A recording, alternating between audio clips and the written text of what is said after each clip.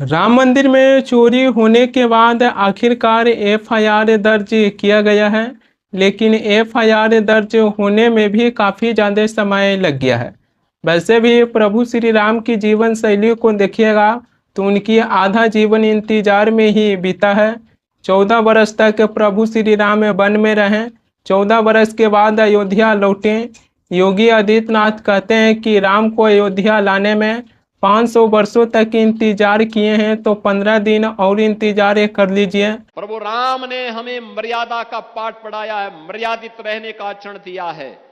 हम उस मर्यादा का पालन करते हुए हमने 500 वर्षों तक, हम लोगों के पूर्वजों ने 500 वर्षों तक प्रभु राम के स्थान को लेने के लिए संघर्ष किया है। 500 वर्षों तक मर्यादित रहते हुए हमने संघर्ष किया है। 15 दिन और देख लें, इंतजार कर लो, चिंता मत करो। राम के घरों में चोरी हो गया, लेकिन चोरी का एफआईआर दर्ज करवाने में भी राम को इंतजार करना पड़ा है। ना जाने राम को और कितने दिनों तक इंतजार करना पड़ेगा, इसकी भी कोई फिक्स गारंटी नहीं है। राम मंदिर में चोरी हो गया, लेकिन चोरी की पूरी सच्चाई कब आएगा, इसको लेकर कोई स्पष्ट जानकारी नहीं दिया गया है। रामायण में राम में कहे थे कि मैं तो अपनी पिता की आज्ञा के कारण 14 वर्ष तक वन में रहे, लेकिन राम मंदिर में चोरी होने के बाद इतने दिनों तक किसकी आज्ञा से एफआईआर दर्ज नहीं हुआ है? क्या इस सवालों का जवाब देंगे? 7 जून को पहली बार चोरी के मामला सामने आया था। 13 जून को उत्तर प्रदेश के मुख्यमंत्री योगी आदित्यनाथ एसआईटी का गठन किए थे। एसआईटी 23 जून को अपनी रिपोर्ट सौंप दिए हैं। एसआईटी की रिपोर्ट के आधार पर ही ट्रस्ट के सदस्य कृष्ण मोहन की शिकायत पर चंपत राय के ड्राइवर समेत 8 लोगों को आरोपी बनाया गया है, लेकिन इसमें चंपत राय को आरोपी नहीं बनाया गया है। स्पेशल इन्वेस्टिगेशन टीम एसआईटी ने जांच रिपोर्ट में राम मंदिर ट्रस्ट की महासचिव चंपत राय, अनिल मिश्रा और निर्माण प्रभारी गोपाल राव समेत 17 लोगों को आरोपी माने थे। माना जा रहा था कि इन लोगों के नाम भी एफआईआर में दर्ज होगा, लेकिन जब एफआईआर दर्ज होता है तो राम मंदिर ट्रस्ट के महासचिव चंपत राय, अनिल मिश्रा और निर्माण प्रभारी गोपाल राव के नाम एफआईआर से गायब हो जाता है। आज विपक्ष सवाल उठा रहे हैं कि एफआईआर दर्ज हुआ है, लेकिन एफआईआर दर्ज कर इसमें केवल छोटी मछली को पकड़ा गया है, जबकि बड़ी मछली को बचाने का काम किया जा रहा है। सवाल उठाया जा रहा है कि चंपत राय और अनिल मिश्रा के नाम एफआईआर में क्यों दर्ज नहीं है। 8 लोगों को आरोपी बनाया गया है, उनके नाम को भी सार्वजनिक किया गया है। इसमें पहला नाम है टिन्नू यादव, अनुकल्प मिश्रा, लवकुश मिश्रा, अविनाश शुक्ला, मनीष यादव, सुभाष श्रीवास्तव, करुणेश पांडे और रामा शंकर मिश्रा। ये 8 ऐसे आरोपी हैं जो 8 लोगों को गिरफ्तार किया गया है और 8 इन आरोपियों को 14 दिनों के लिए न्यायिक हिरासत में भेजा गया है। इन 8 आरोपियों से 79,85,493 रुपया कैश बरामद किया गया है। सवाल ये भी आ जाता है कि जब 8 आरोपी को गिरफ्तार किया गया तब 79 लाख रुपया कैश बरामद किया गया, तो उसको देखते हुए चंपत राय और अनिल मिश्रा जैसे लोगों को ऊपर कार्रवाई क्यों नहीं किया गया? अब अखबार में ये भी दावा किया जा रहा है कि राम मंदिर ट्रस्ट के महासचिव चंपत राय और अनिल मिश्रा दोनों ही अपने पद से इस्तीफा दे दिए हैं।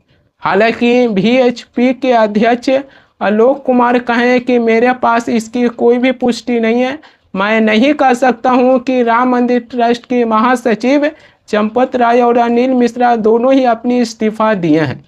क्या अब चोरी धीरे धीरे सामने आने लगा है? तो चंपत राय और अनिल मिश्रा दोनों ही अपनी पद छोड़कर क्यों भाग रहे हैं?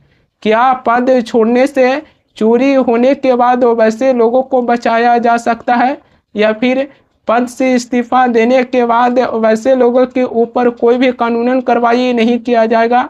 आम आदमी पार्टी के राज्यसभा सांसद संजय सिंह राम मंदिर ट्रस्ट के महासचिव चंपत राय के ऊपर 3 करोड़ की नजूल जमीन 24 करोड़ रुपए में खरीदे थे।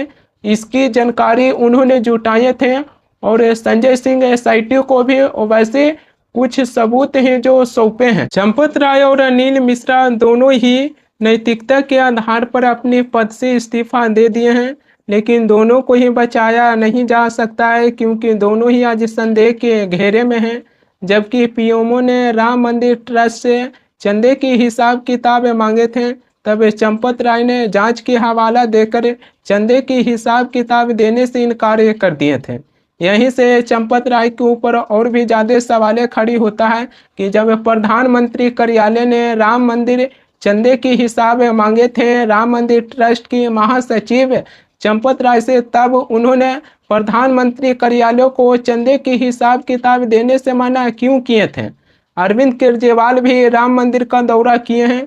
उन्होंने ये सवालें उठाए हैं कि जब प्रधानमंत्री कार्यालय ने चंदे की हिसाब किताब मांगे तब चंपत राय प्रधानमंत्री कार्यालय को चंदे की हिसाब किताब देने से इनकार कर दिए। आखिरकार चंपत राय हैं जो क्या छिपाने की कोशिश कर रहे हैं।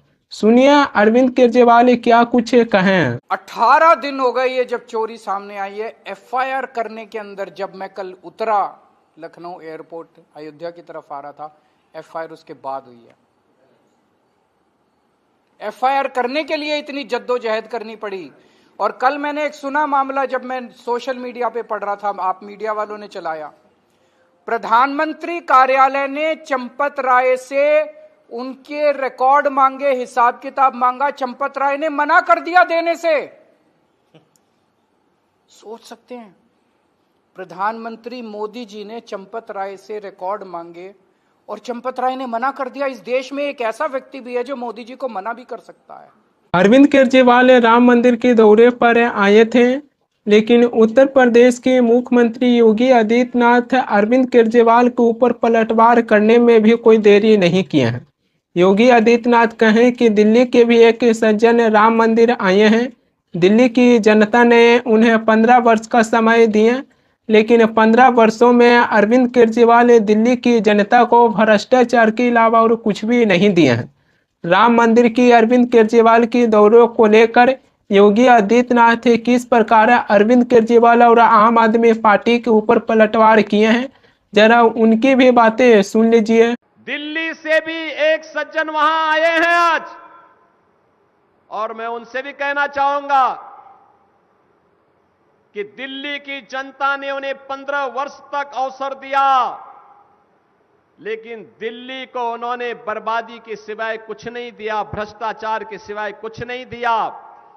आज मैं उनसे पूछना चाहूंगा, अयोध्या कोई डबल इंजन सरकार ने 9 वर्ष में जो सजाया है, जो संवारा है, देखिए इस मॉडल को और फिर अपने कारनामों पर पश्चाताप करो कि अगर यही न्याय जो अयोध्या के साथ डबल इंजन की बीजेपी की सरकार ने किया है, अगर यही न्याय आम आदमी पार्टी दिल्ली के साथ करती, दिल्ली भी ऐसी ही चमकती जैसे आज अयोध्या धाम चमक रहा है।